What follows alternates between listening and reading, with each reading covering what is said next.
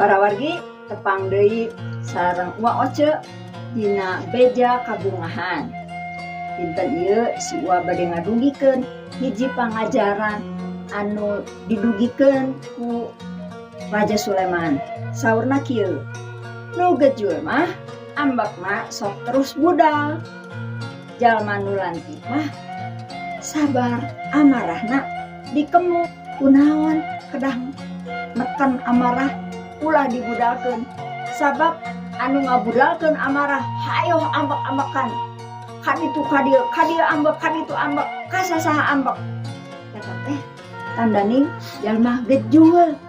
Para wargi tangtos alim disebut jalma gejul. Saur Nabi Sulaiman, amarah ulah dibudalkeun, dikemu. Upami atos dikemu, atos kaemut ku urang, di mana lepatna, di mana urang oge lepatna, tah nembe. Tapi upami kasinggung sakedik, katoya sakedik, babari pisan ambek. Tah anu sok resep ambek-ambekan eta teh namina jalma gejul. Hayu para wargi sadayana urang kedah janten jalma sabar, ulah janten jalma gejul.